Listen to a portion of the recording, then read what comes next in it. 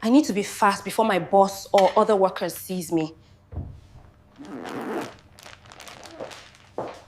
In a world of wealth and luxury, one innocent secret is about to change everything.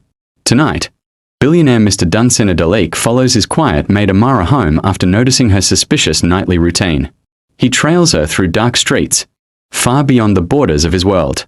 And when he finally reaches her tiny house, he peers through the window, and what he sees shocks him to his core. A truth so heartbreaking, it will rewrite both their destinies. Welcome to today's movie breakdown. If you're new here, make sure you hit the subscribe button, like, and turn on notifications, because this story will move you in ways you never expected. Let's begin.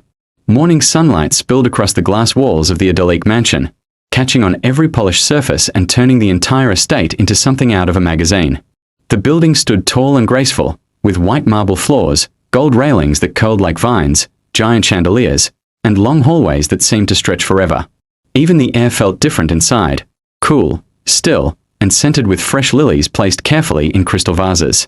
Inside, the mansion was buzzing with activity.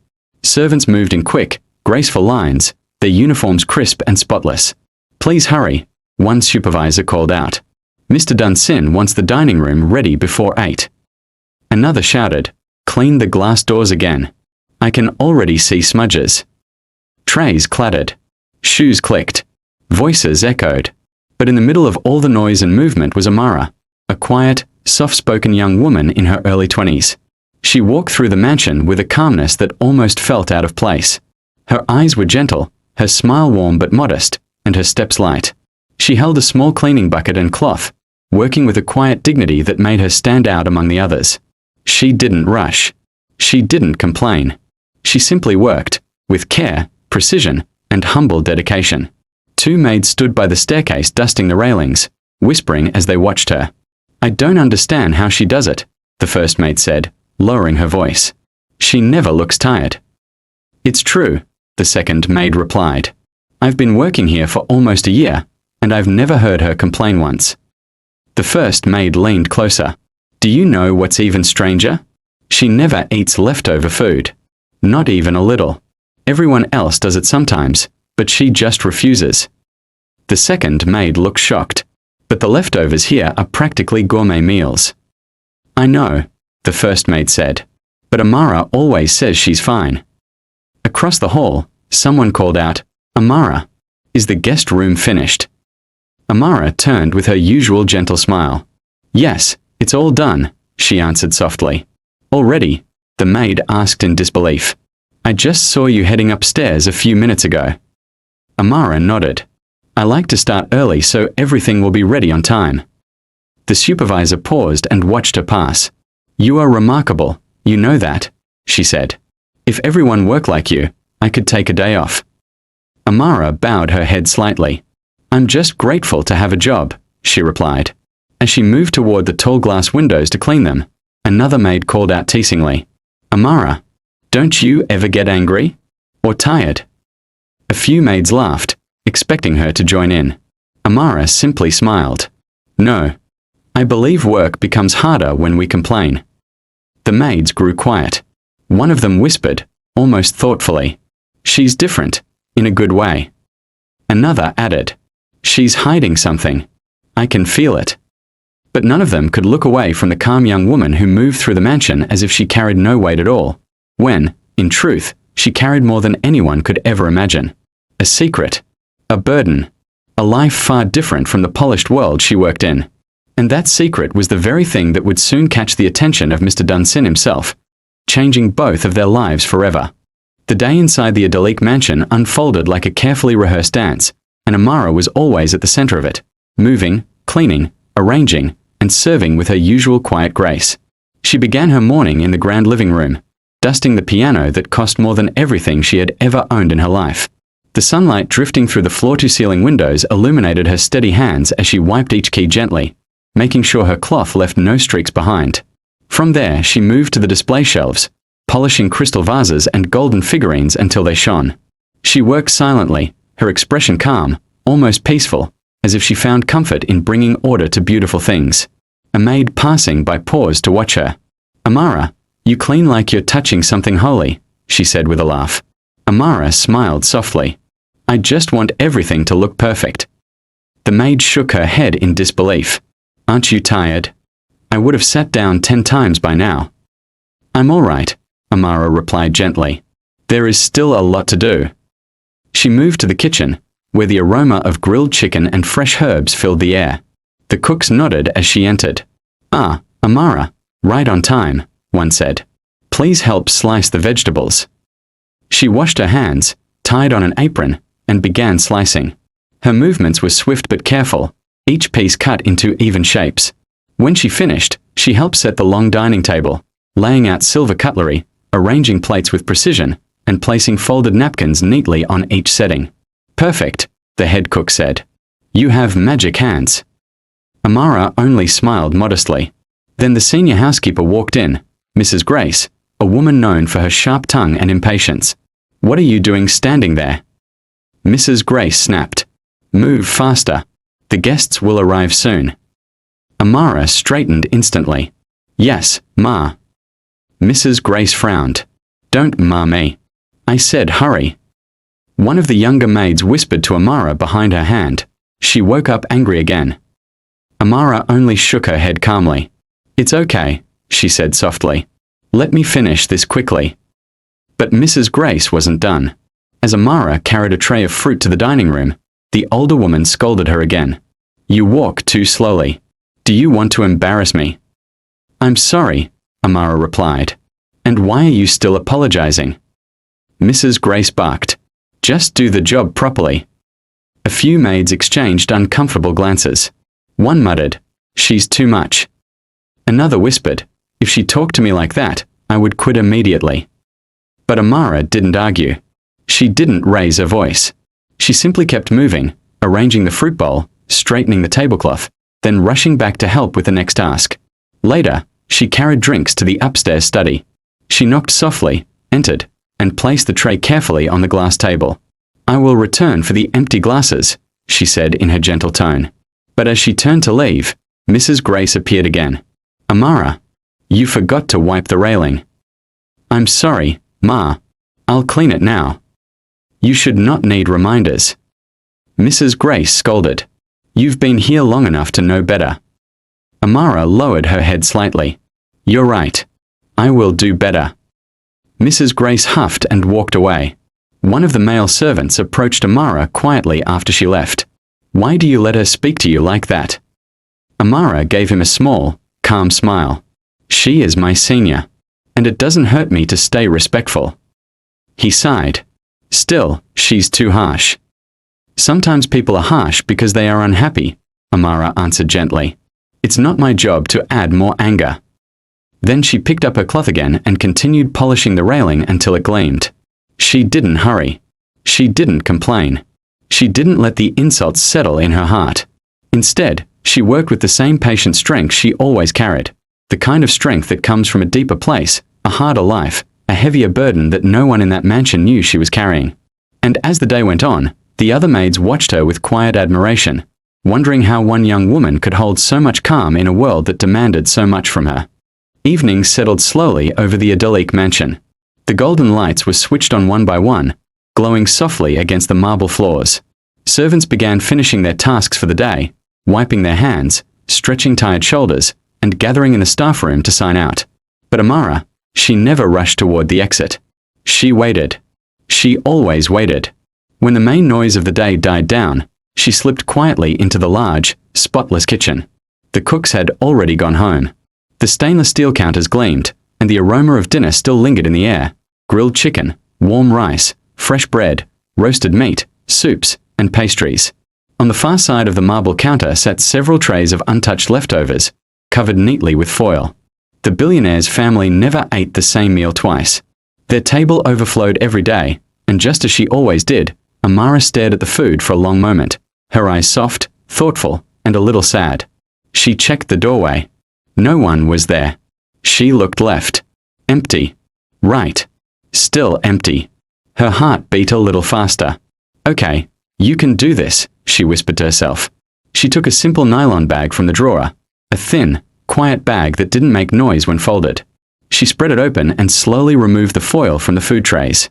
Scooping carefully, she packed a generous portion of rice, then several pieces of chicken, 2 slices of bread, and a few pieces of roasted meat. She didn't take too much. Never too much. Always enough for one meal. Always enough for one night. She tied the nylon carefully and pressed out the air so it wouldn't make noise. Then she wrapped the bag in a clean cloth, hiding its shape. Just as she finished, the door creaked. Amara froze. Her entire body stiffened as she quickly shoved the wrapped nylon under the counter. Her heart hammered against her chest. But it was only 2 maids walking past. They didn't notice her. "I am so tired," one complained. "My feet are burning." "Same here," the other replied. "I just want to go home and sleep." They didn't look in her direction. They didn't even enter the kitchen. They just walked right through the hallway. Amara exhaled slowly, her fingers trembling slightly. She retrieved the wrapped food and held it close to her side as she walked toward the back entrance. She kept her head down so no one would notice. In the hallway, one of the guards waved at her. "Good night, Amara." She smiled politely. "Good night."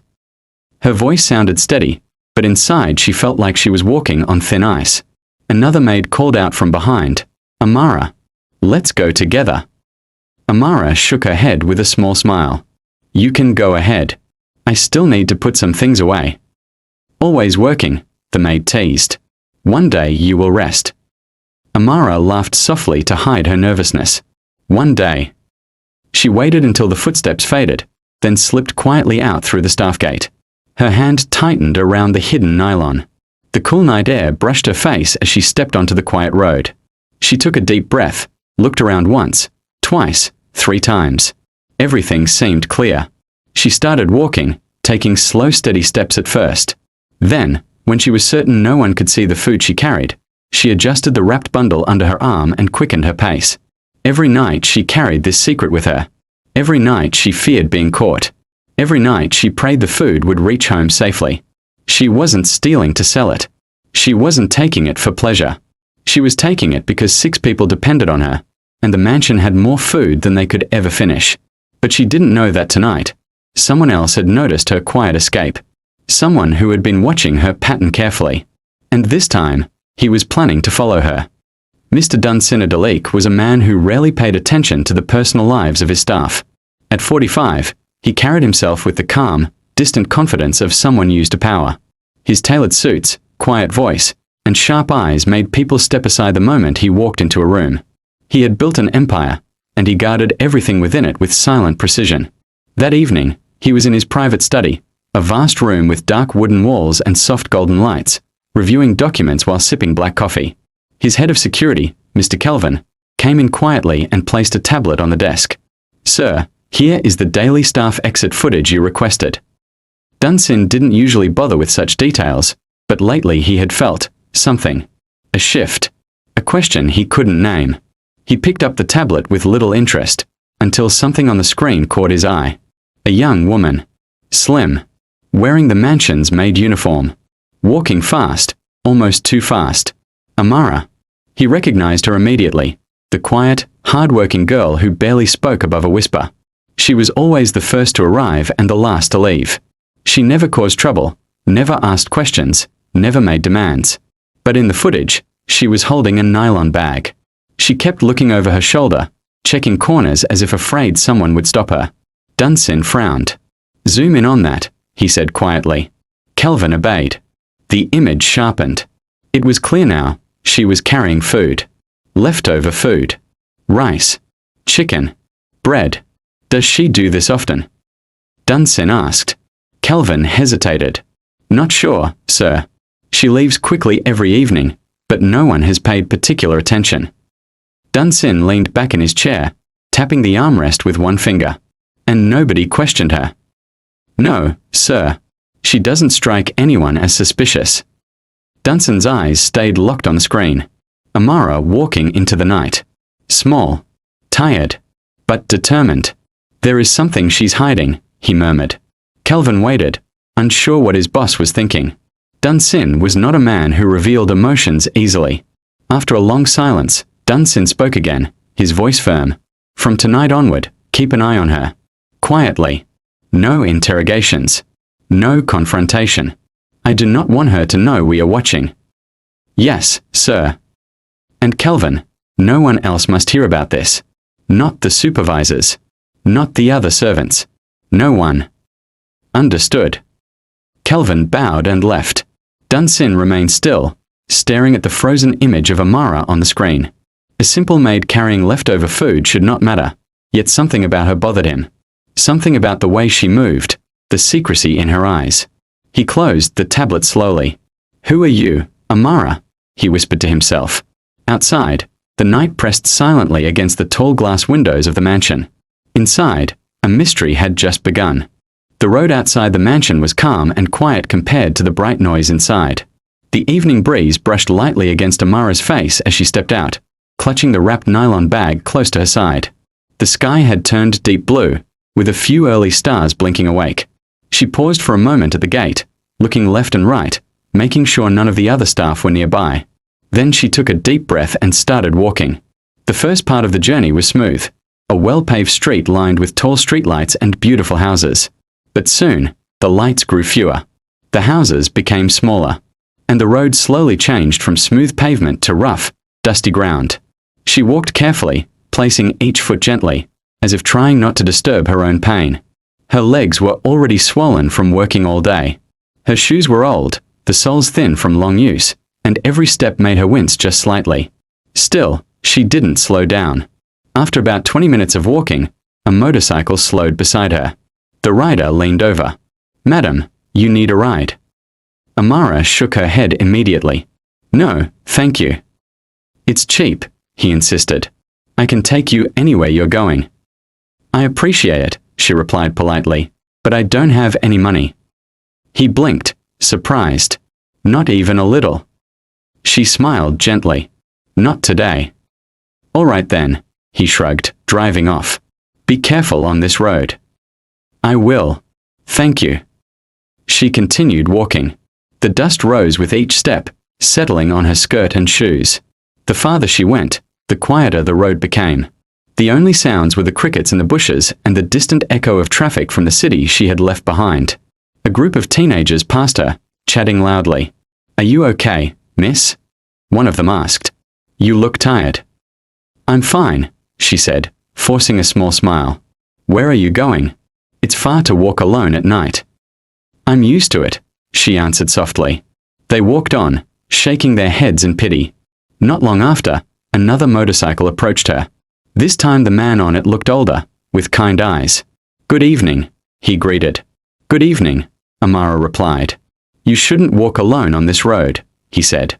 Let me give you a free ride. She hesitated, but only for a second. No, sir. Thank you, but I really can't accept. It's no trouble, he insisted. It's dangerous for a young lady. I know, Amara said gently. But it's all right. I'll manage. The man gave her a long, worried look. If you're sure, I'm sure, she said. He nodded slowly and drove away. As the night deepened, Amara's walking became slower. She shifted the wrapped food from one hand to the other, trying to ease the numbness. Her legs ached with every step, and her ankles felt heavy, but she kept going, pushing through the pain. She whispered to herself, just a little more, just a little more. Sometimes she stopped under a tree to rest her feet, leaning lightly against the trunk but never sitting down. She couldn't sit, not in the dark, not with the food, not when her family was waiting. She knew her mother needed to eat. She knew her siblings were hungry. She knew she had no choice. After another long stretch of road, she stumbled slightly, catching herself before she fell. Careful, she murmured to herself. You can't fall with the food. She tightened her grip on the bundle and forced herself forward. Two little boys ran past her, chasing a tire. One looked back and said, Are you okay, sister? Yes, Amara replied. I'm okay. You look tired, the second boy said. She smiled softly. I'm just going home. Good night, they shouted, running off. Amara breathed deeply, almost shakily. Home. That word kept her moving. Her legs throbbed. Her shoulders ached. Her eyes stung from dust and exhaustion. But she didn't stop, not for one moment. Because love pushed her forward. Responsibility pushed her forward. And the quiet hope inside her heart whispered, "Your family is waiting. Keep going." What Amara didn't know was that someone far behind her had begun following her. Someone who had been watching her closely. Someone whose life would change forever over this very walk. That night, Mr. Dunsin did something he had never done before. He followed one of his staff. He waited in his car, parked a distance away from the servant's exit, his headlights off. His luxury black SUV blended with the darkness at the edge of the compound. He had dismissed the guards for the evening. This was something he needed to see with his own eyes. At exactly 8:47 p.m., Amara stepped out of the gate. She wore the same faded uniform, her backpack hanging loosely from one shoulder, and in her right hand was the familiar nylon bag tied tightly at the top. She didn't look around much, just once or twice, then began walking quickly down the road. Dunsin watched her for a moment, puzzled. "How far is she going?" he muttered under his breath. "Where could she possibly live?" He waited until she was almost out of sight before starting his engine and following slowly, keeping a careful distance. Amara did not enter any bus. She didn't wave at motorcycles or slow down for tricycles. She simply walked. Fast. Determined. Silent.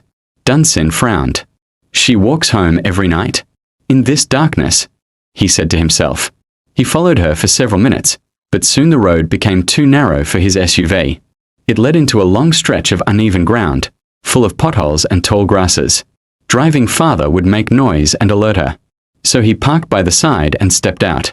For the first time in a long while, the billionaire walked on a dusty, uneven road. The night breeze carried the smell of distant fires and open gutters. His polished shoes crunched against gravel, and his expensive wristwatch glinted faintly under the moonlight. He kept his distance but never let her out of his sight. "Why is she going this far?" he whispered. Amara continued her steady march, her steps growing slower, her limp more noticeable. She paused at one point, holding her ankle as if it hurt, and Dunsin instinctively stopped walking. He watched her from the shadows. She took a deep breath, adjusted her backpack, and continued. Dunsin shook his head in disbelief. She's exhausted, but still walking. He had expected her to stop at some nearby house, or meet someone, or enter a vehicle. But she did none of that. She just kept moving deeper into the outskirts, an area Dunsin himself had never explored. Minutes turned into nearly half an hour. The road became narrower, dustier, quieter. Houses were replaced by scattered shacks and broken fences.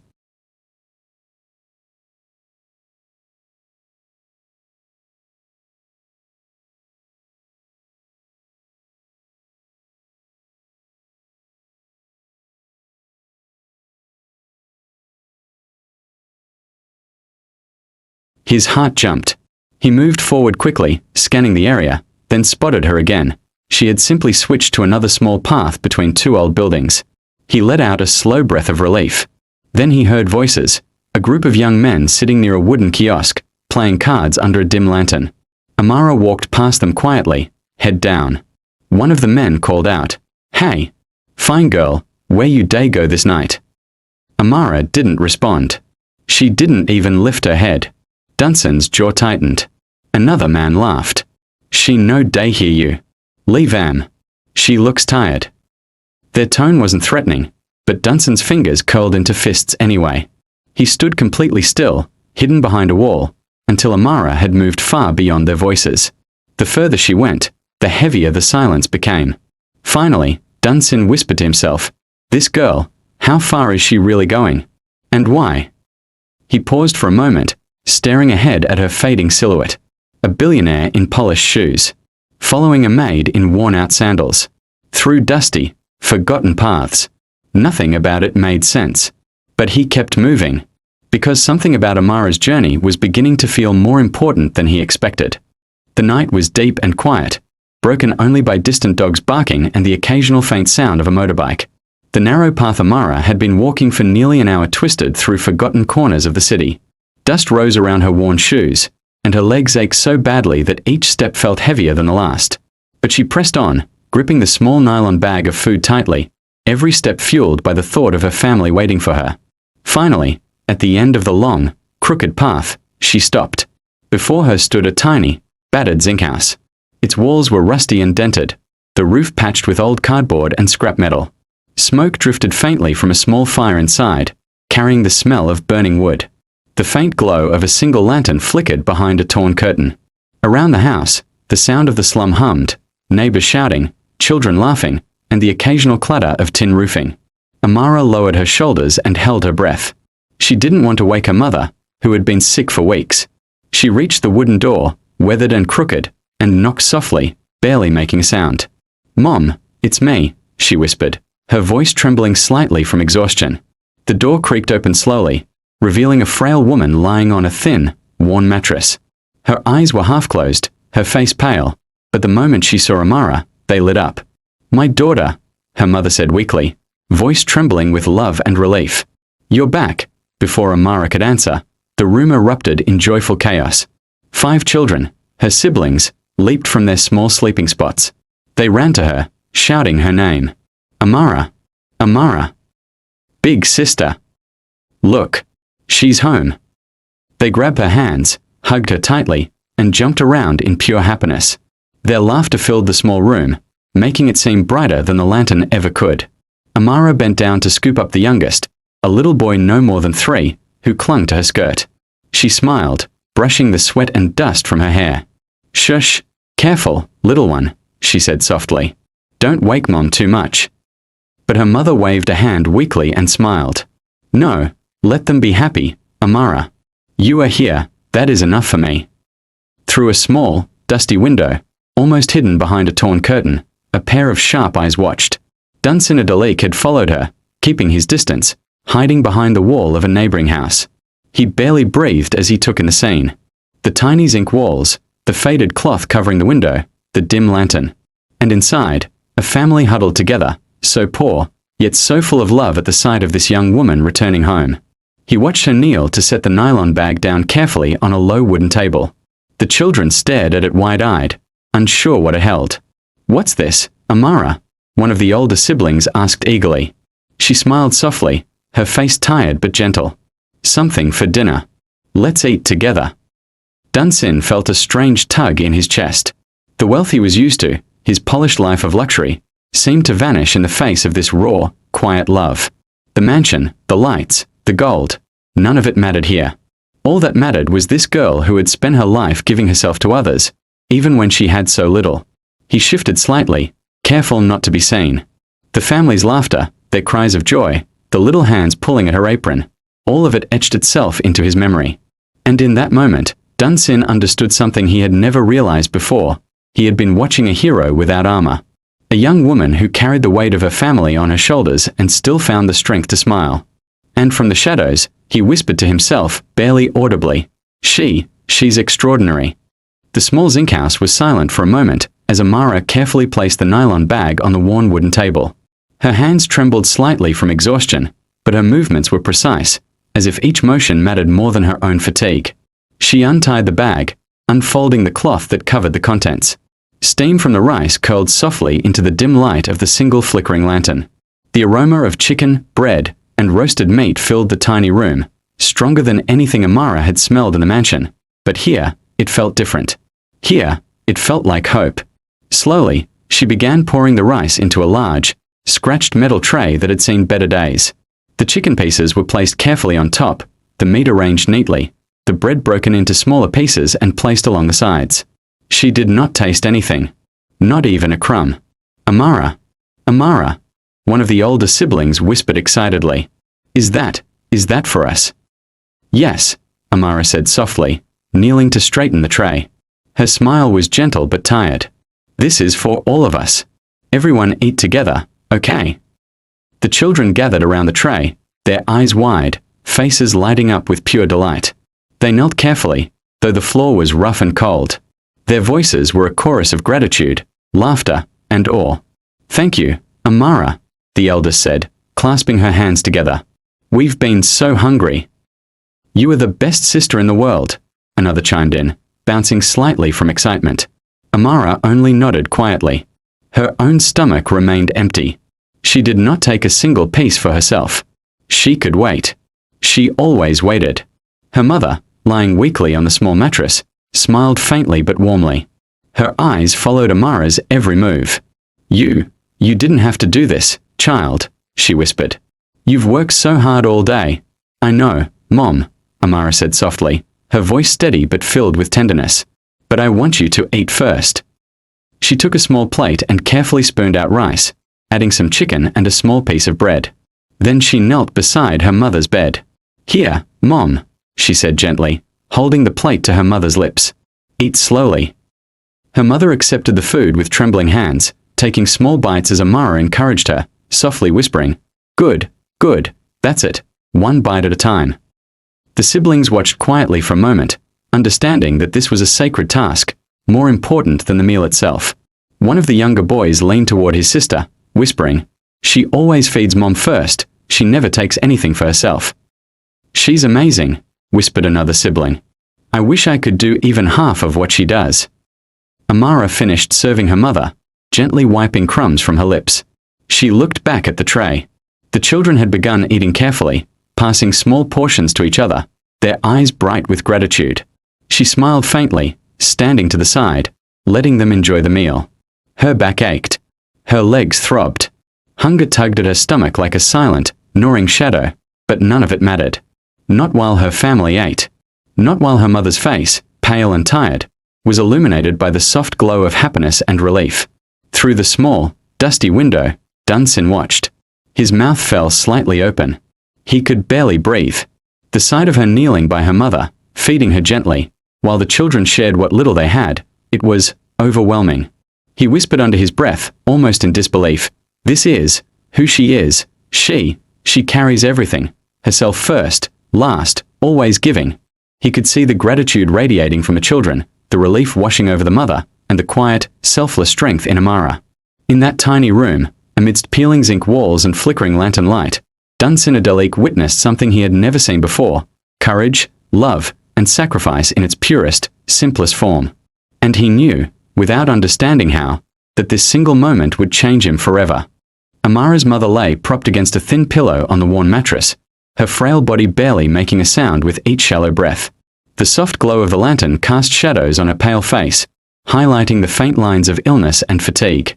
Amara knelt beside her, holding a small plate of rice, chicken, and bread. Each bite she guided to her mother's lips was slow, careful, full of patience. Her mother's hand shook slightly as she took the food, but her eyes never left Amara's. After a long pause, her mother coughed weakly, the sound raspy but heartfelt. She placed a trembling hand over Amara's own. My daughter, her mother whispered, her voice fragile but steady, God will reward your sacrifice. He will see all that you do, and he will bless you. Amara's hands froze for a moment, the spoon hovering in midair. She swallowed hard, her throat tight. Her mother's words were gentle, simple, yet they carried the weight of everything she had been holding inside. The exhaustion, the hunger, the worry, the endless days of work and walking miles to feed a family that depended on her. She smiled at her mother, a soft, tender smile meant to reassure, to hide the storm of emotions inside her. But it could not hold back everything. Tears fell quietly from the corners of her eyes, sliding down her cheeks without sound. She did not wipe them. She did not flinch. She just let them fall, blending with the dim shadows of the room. I'm okay, Mom, she whispered softly. I'm happy, as long as you are eating. As long as everyone is safe and fed. Her mother's weak hand brushed Amara's cheek, feeling the warmth of her tears. My child, always so selfless, so strong, even when I know it hurts. I don't know what I did to deserve you. Amara shook her head slightly, still smiling, though her chest felt heavy. Mom, it's my job.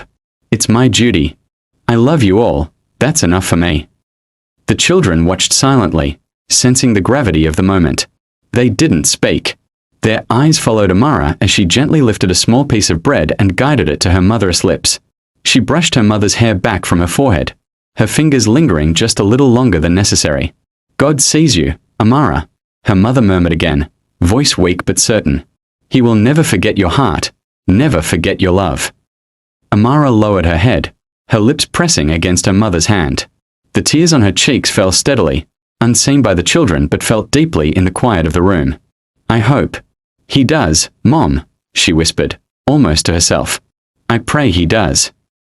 Her mother smiled faintly, closing her eyes for a brief moment, a sigh of peace escaping her lips. You, my daughter, You carry more than anyone should, yet you never complain. You are a blessing." Amara stayed kneeling by her mother's side, her own body aching from a day's labor, her legs swollen from the endless trek home, her heart heavy with the weight of responsibility. Yet in that small, fragile room, lit only by a flickering lantern, she felt something that no exhaustion or hunger could take from her: the quiet, unwavering bond of love between a daughter and her mother.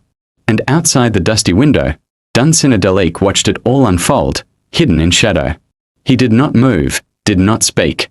The sight of this selfless young woman, bending every ounce of strength and love toward her family, shook him to his very core. He could hear her mother's weak, raspy voice echoing softly, "My daughter, God will reward your sacrifice." And he knew, in that moment, that her life, her struggle, and her quiet heroism were unlike anything he had ever witnessed before. The night had grown deeper. The small zinc house, once filled with laughter and chatter, had fallen into a soft, heavy silence. The children had curled up under thin blankets, their faces peaceful after a rare, full meal. Her mother lay back on the worn mattress, breathing evenly, finally at rest. Even the small lantern had dimmed, flickering against the walls as if it too were sleepy. Amara stepped outside quietly, carrying the used plates, cups, and the scratched metal tray. The moon hung high in the sky, casting silver light over the dusty ground. The air was cool and soft, carrying the faint scent of smoke and earth. She knelt by a small basin filled with water, dipping each plate carefully, washing off the remnants of the meal. Her fingers were rough and tired, the nails cracked and stained from long hours of work, but she scrubbed diligently, humming softly to herself, a quiet tune she had learned long ago. The water reflected the moonlight, sparkling like tiny stars as she rinsed each plate. Even in this small act, there was precision, a quiet dignity, a love for what she had given her family. She worked in silence, the only sounds her gentle movements and the distant hum of the slum around her. When she finished, she carefully dried each plate and stacked them neatly on a small shelf outside. Then she brushed the dust from her uniform and slipped back inside the house. Once inside, she went to a small corner where a thin mat lay. From beneath it, she pulled out a small, worn notebook. Its cover was torn, pages folded, and yellowed from years of use. The edges were frayed, and a faded pencil rested on top. Amara opened it slowly, as though handling something precious. She began to read quietly, whispering the words under her breath. Her handwriting was neat but small, every word written with care. She read of algebra problems she was determined to solve, vocabulary words she was memorizing, essays she had started but never finished. Her eyes, bright and alert even in exhaustion, traced the lines of her notebook like a lifeline to another world. A world beyond the narrow streets, beyond the zinc walls, beyond endless days of servitude. Dunsin, still crouched outside the small window, had followed her silently. He could hardly breathe. He had expected exhaustion, poverty, hunger, and struggle. He had expected humility, yes, but he had not expected this. He had not expected to see a young woman who worked tirelessly to feed her family, yet carried in her heart a quiet fire for knowledge, a hunger for education, a dream for something more.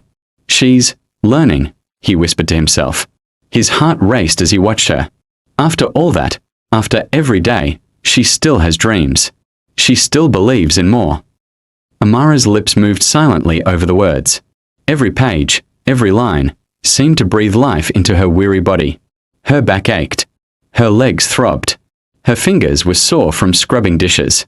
And yet, here she was, defying exhaustion itself, chasing a future she refused to surrender. Dunsin's chest tightened. He realized he had never met anyone like her before. Someone who gave everything to others, yet never gave up on herself. Someone who carried a burden heavier than he could imagine, yet still reached for something higher. In that quiet room, under the dim lantern and the watchful silver moonlight, he understood. This was no ordinary maid. This was a young woman with a spirit that could not be broken. And for the first time, Dunsin felt something stir inside him, not just curiosity, but awe, respect, and an unfamiliar, deep admiration. "She's more than I ever imagined," he whispered, leaning slightly against the wall. "She's extraordinary." And as Amara turned the page, lost in her studies, Dunsin knew he had just glimpsed the beginning of something remarkable, something that would change both their lives forever. The night was silent except for the soft rustle of leaves and the distant sounds of the slums settling into rest. Dunsin remained crouched outside the small dusty window, hidden behind a wall, his eyes glued to the scene inside. Amara's worn hands moved over her notebook, her concentration complete, unaware of the silent observer. But in the darkness, not everyone was asleep. A neighbor, a middle-aged man with a quick temper and a sharp eye, had been watching from the corner of the street. He saw the shadow crouched unnaturally close to Amara's window. For a brief moment, he froze, then his suspicion flared. "Who's that?" he muttered to himself, narrowing his eyes. "Sneaking around this late? Hiding like a thief?" The neighbor's voice suddenly rose in alarm. "Thief! Thief! Thief!" The words sliced through the night like a knife. From the narrow streets and alleys, people began to emerge. Windows rattled as doors slammed open. Flashlights and lanterns swung toward the sound. Voices joined in a chorus of anger and fear. "Who is it?" someone shouted. "Where? Where?" another voice demanded. The neighbor pointed directly at Dunsin, who froze for a heartbeat. Then instinctively, he straightened slightly, hands raised. "I'm not a thief. I'm not a thief," he called out, his polished, commanding voice trembling with urgency. But the words fell on deaf ears. The crowd did not hear, or perhaps did not care. "Get him! Don't let him escape!" shouted a young man brandishing a wooden stick. Another threw a bottle that shattered against the dusty road near Dunsin's feet. He jumped back, slipping slightly on the loose gravel. His expensive shoes scuffed against the ground, but he barely noticed. The mob closed in quickly, their faces angry and unyielding, their hands armed with sticks, rods, and whatever they could find. "Stop! I'm her employer. I swear." Dunsin shouted desperately, his voice rising above the chaos. "I work in the mansion. I'm not here to steal." But the crowd surged like a wave, deaf to his protests. One man swung a stick, striking Dunsin across the shoulder. Another pushed him to the ground. The nylon bag he had carried in his hand fell, untouched, as he struggled to rise. "Please!" Dunsin cried, clutching his bleeding arm. "You're mistaken. She knows me. She can explain." A stone struck the side of his head, and he staggered, pain searing through him. He tried to shield himself, but more blows came. A bottle smashed near his leg, sending shards across the dusty street. "Thief!" The voices roared again, the chant rising into a frenzy. Dunsin fell to his knees, then onto the ground, his suit torn, his skin bleeding in several places. His polished image, the wealth, the power, all of it meant nothing here in the hands of an angry crowd. I am not a thief. Please!" he shouted one last time, hoarse, desperate, but the people didn't listen. They only pressed closer, ready to punish someone they believed had broken the law. Blood ran down his forehead and mixed with the dirt of the street. Pain radiated through his arms, his legs, his chest. Every second felt eternal. He could feel the weight of their anger, the raw assumption of guilt crushing him, and for the first time in his life, Dunsin was completely powerless. And then, in the midst of the chaos, a voice rang out, a voice he knew instinctively. "Stop!" It was soft at first, almost drowned out by the shouting, but it cut through the noise like a blade. "Stop! He is not a thief!" It was Amara. The crowd hesitated. The children peeked through the windows. Her mother sat up weakly, confused. And the young woman who had walked miles and sacrificed everything for her family stepped out into the moonlight, her eyes blazing with authority that no one had ever dared question. But that, of course, is the next moment, the turning point where Amara saves him. The night was filled with shouts, sticks striking the dusty road, and the sharp sound of bottles breaking. Dunsin lay on the ground, bleeding, his polished suit torn and caked with dirt, his powerful voice growing hoarse from pleading. I am not a thief," he gasped. "I am her employer." Then a familiar, soft but commanding voice cut through the chaos. "Stop! Stop right now!" Dunsin froze mid-breath. That voice. He turned his head slightly through the blur of pain and confusion. "Amara," he whispered, disbelief sharpening through the fog of his panic. Before he could react, he felt a sudden rush of movement. Strong, determined, unstoppable. Amara came running across the dusty street, her uniform stained from the day's work, her face flushed, her eyes blazing. Without hesitation, she threw herself over him, shielding him with her own body. "Stop! He is my boss." "Please!" she screamed, her voice raw, cutting through the shouting and cursing of the crowd. Time seemed to pause. Every man, every woman, Every child on that street froze in place. The sticks lowered. The bottles halted mid-throw. Even the wind seemed to pause as her words echoed, carried by the moonlit night. For a moment, the only sound was her heavy breathing and the faint groans of Dunsin. I'm not a thief. Dunsin muttered weakly, still in shock, his voice blending with hers. Amara rose slightly, still crouching protectively over him. She pointed at him with a trembling finger. Listen to me. I said he is my boss. He is not stealing. He is not here to harm anyone. Understand? He is my employer. The neighbor who had first screamed looked at her, confusion overtaking his anger. He opened his mouth, then closed it. Others exchanged uneasy glances, slowly realizing their mistake.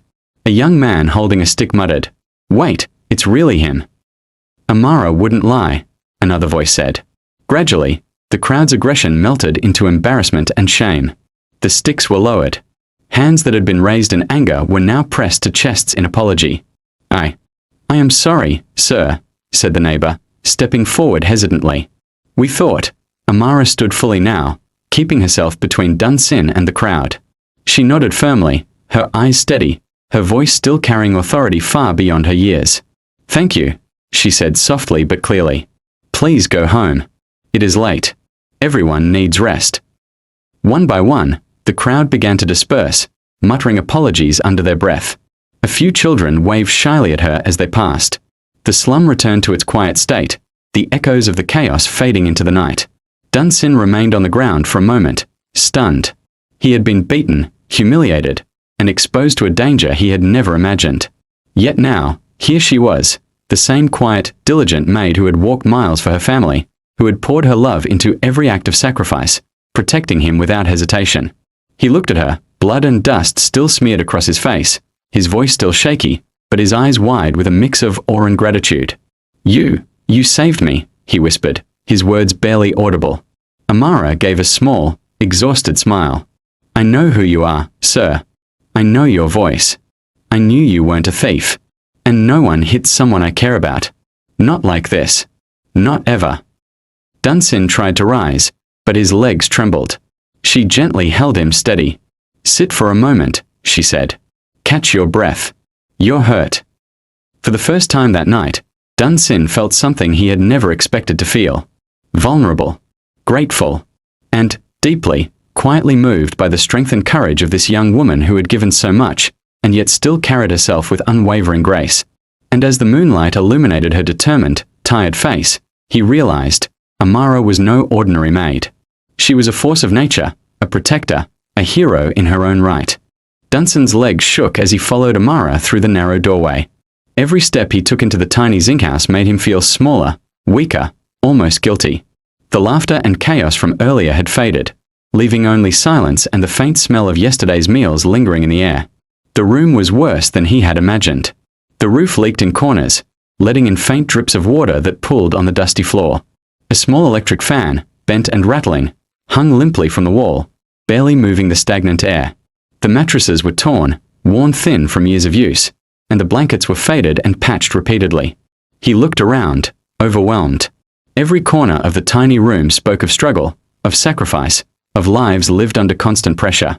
And in the middle of it all was Amara, tired, determined, yet somehow still radiating quiet strength. She moved toward a small, reused water bottle on the floor and held it out to him. Sir, please, drink.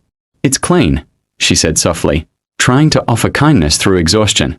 Dunsin shook his head, his throat tight, unable to speak. His polished world, his wealth, his power, it meant nothing here. The raw reality of her life left him exposed in a way he had never felt.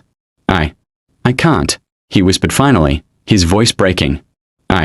I'm overwhelmed and ashamed. Amara looked at him, concern furrowing her brow. Sir, you need to drink, it's just water. Dunsin took a shaky step forward, lowering his gaze. Why? Why do you trek this far every night? Why take the food? His voice was almost a whisper, haunted by disbelief and emotion. Amara's shoulders slumped. She sat carefully on the edge of the thin mattress and looked down her hands. Her fingers twisted nervously. The faint glow of the small lantern cast shadows across her tired face. My father, he left us when I was little. she began softly, her voice barely audible. We had nothing. My mother tried her best, but she fell ill. And she couldn't work. She couldn't feed us. She paused, her eyes glistening in the dim light. Dunsin leaned slightly forward, barely breathing, afraid to break the fragile honesty in the room. I work. I earn almost nothing, she continued, her voice trembling. The little I bring home barely buys food for a day. Sometimes we would starve. She looked down at the floor, twisting the fabric of her uniform. So, I take leftovers. Just enough to feed my mother and siblings, so they don't go hungry. A tear slid down her cheek. She brushed it quickly, ashamed. I didn't want you to see this. I didn't want to disappoint you. Dunsin's chest tightened. His heart ached at her confession, at the silent bravery and sacrifice she carried every single day. He could barely speak, his words caught between shock, sorrow, and admiration. You've been carrying all of this alone, he whispered, barely audible. All this responsibility, all this pain, and you still study? Still try to dream? Amara nodded silently, a tear rolling down her cheek. She looked at him, embarrassed, yet unflinching in her honesty. I am sorry, sir, she said softly. I didn't want you to see me like this. I didn't want you to think badly of me, or hate me. Dunsin swallowed hard, kneeling slightly beside her. Hate you? Amara, no one could ever hate you for this. I can't believe the strength you carry, the courage, the love you give to your family every single day. You are remarkable.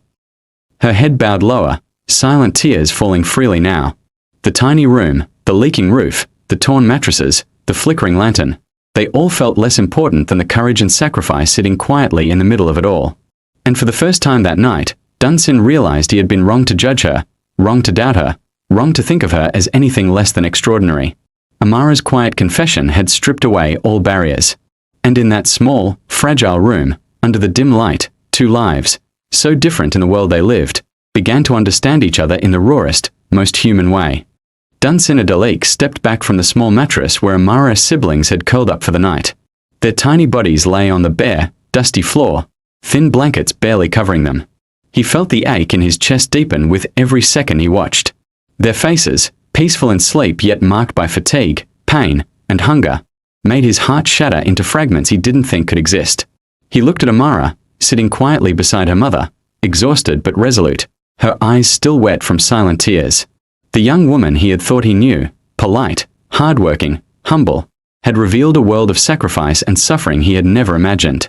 And he felt powerless, trapped in the knowledge that wealth and power had never shielded him from life's harsher truths, until now. Without a word, Dunsin rose. His polished shoes made no sound on the dusty floor, but every movement felt heavy, weighted by emotion. He didn't look back. He didn't speak. His mind was spinning, his chest tight with shame and urgency. Stepping outside into the cool night, he took out his phone and dialed quietly. James, yes, it's me. Pick me up immediately. I'm at Amara's place. Sir, the driver asked, a note of surprise in his voice. Just come quickly, Dunsin said, voice low and tight. He hung up before giving another explanation. Words failed him. As he walked back to the edge of the narrow street, he noticed the slum around him, the small, crooked zinc houses, the narrow paths, the faint flicker of lanterns in the distance. He felt a pang of shame that he had lived a life of comfort while people like Amara endured this every single day. When the black SUV arrived, Dunsin climbed in silently. He didn't speak to James. He didn't give instructions. He only stared out the window, lost in thought, his hand pressed lightly over his face. The vehicle moved slowly through the slum, his mind still at Amara's tiny home. The next morning, a sound unlike any before shattered the quiet of the neighborhood. Loud trucks rumbled into the slum, kicking up dust and startling early risers. Their engines roared like thunder, echoing down the narrow streets. What's going on? A neighbor whispered, peeking from a cracked door. They're sending. What are they sending? A woman muttered, clutching her children. Painters clambered down from trucks, carrying buckets of paint and ladders. Carpenters unloaded stacks of timber, hammers in hand, measuring boards with meticulous care. Electricians rolled in coils of wire and bright lights. Interior decorators carried new furniture, fabrics, and tools. It was as if a small army had descended on the tiny compound. Neighbors poured out of their homes, their eyes wide with disbelief. Mothers clutched children, elders leaned on sticks, and curious children peeked from corners and windows. "Is this for her?" a man whispered. "I think it's the billionaire," someone else said, disbelief and awe mixed in his voice. At the center of it all, Dunsin remained hidden in the shadows for a moment, watching silently as his plan came to life. Every worker moved with precision, transforming the compound piece by piece. Walls that had been dented and rusty were now being painted a soft cream. Leaking roofs were replaced with sturdy sheets. Broken fans were swapped for new ones. Worn mattresses were being replaced with clean, comfortable bedding. The children, still half asleep from the noise and commotion, peeked from the doorway, their eyes widening in wonder. Amara stepped outside, standing on the small step of her home, unsure of what to make of the sudden flood of workers and tools. What's happening?" she whispered to herself, her voice trembling. Dunsin stepped forward from the shadows. The early morning sun caught the sharp lines of his suit, the polished shoes now a stark contrast to the dusty street. "Good morning, Amara," he said quietly, his voice calm but heavy with emotion. I saw everything last night. I know what you do for your family. I know the sacrifice. And this is just the beginning." Amara's eyes widened, her hand flying to her mouth. She couldn't speak. The words caught in her throat. A neighbor, standing nearby with a young child in his arms, whispered in awe, "It's true, he sent them to fix her house." "Yes," Dunsin said softly, almost to himself. "She deserves better. So much better." Amara's mother emerged slowly from the doorway, supported by her eldest child. Her face was pale, but her eyes glimmered with tears. "God," she whispered. "God bless you for this." Dunsin shook his head, overwhelmed. "No," he said softly. "God has already blessed her. I just want the world to see what I saw last night." Amara's siblings ran toward the workers, curious and excited, asking questions, pointing at furniture, brushing their hands over the new paint. For the first time in their lives, their small home felt like it belonged to them, a place of dignity and safety. And as Dunsin watched, quietly, from the edge of the street, he realized something profound. This young woman, who had walked miles, carried burdens beyond her years, and sacrificed herself for her family. She was about to see her life transformed. Not by luck, not by chance, but by someone who had finally understood her heart.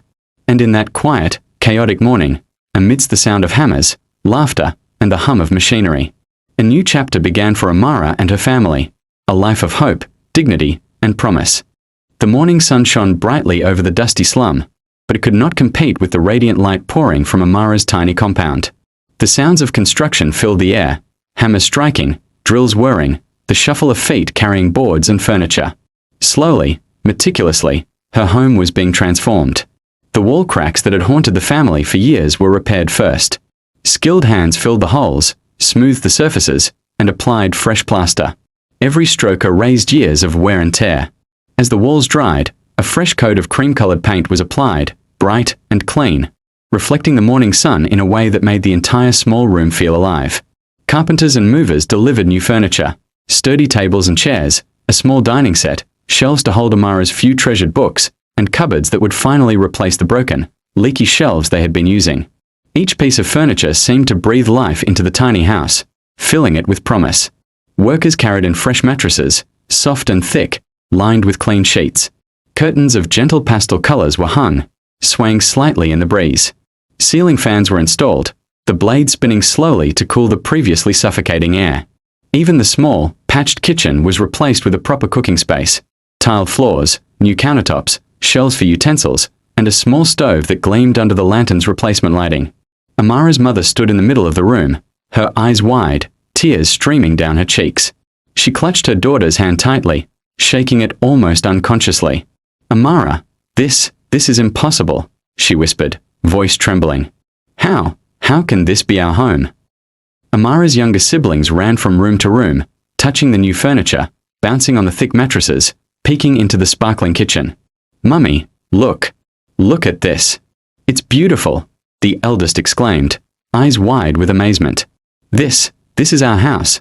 asked one of the younger children, almost in disbelief, fingers brushing over the smooth tiled floor. Amara herself stood quietly, a mixture of shock and gratitude washing over her. She could not speak at first. The small home she had walked miles to return to, the place she had cleaned tirelessly, cooked countless meals in, and protected with every ounce of her energy, it was no longer the tiny, crumbling zinc house she had known. Even the neighbors who had gathered along the street whispered in awe. "Is this really their home?" one asked, incredulous. It looks like a palace." Dunsin, standing quietly at the edge of the compound, watched the family. His polished shoes were scuffed from the journey, his designer suit faintly dusty, but his eyes were filled with something rare: satisfaction. Relief. A sense of having done the right thing. He stepped forward slowly. "Amara," he said softly, his voice low but clear. I wanted to make sure your family lives with dignity. You've worked so hard, sacrificed so much. This is just the beginning." Amara turned to him, her eyes wide. "Sir, I don't know what to say," she whispered, her voice breaking. She looked around at the walls, the furniture, the fan spinning slowly, the sparkling floor. Tears fell freely down her cheeks. Her mother wrapped her arms around her daughter, sobbing softly. God bless you, my child. God bless you. This is more than we ever imagined." Her siblings bounced and laughed in excitement, their voices filling the once silent compound with a symphony of joy. "We can sleep properly tonight. No more crawling on the floor," one exclaimed. Amara herself knelt in the middle of the room, taking a deep breath, overwhelmed. Her hands touched the smooth floor, the soft mattress, the clean walls. For the first time in years, she felt the weight of poverty lift, replaced by hope, security, and gratitude. The entire house had been transformed, walls repaired, furniture delivered, mattresses soft and clean, curtains fluttering, ceiling fan spinning, a proper kitchen installed, and shiny tiled floors replacing the dusty, cracked earth. It was almost unrecognizable. And as Dunsin looked at her, at the family laughing, crying, and marveling at the miracle he had helped create, he knew that this was only the beginning. The seeds of a new life had been planted. A life where Amara could dream, study, and one day rise above the struggles she had carried so quietly. The small compound that had once seemed like a prison of hardship had become a home of hope, dignity, and opportunity. And the family, united in tears and joy, knew that nothing would ever feel the same again.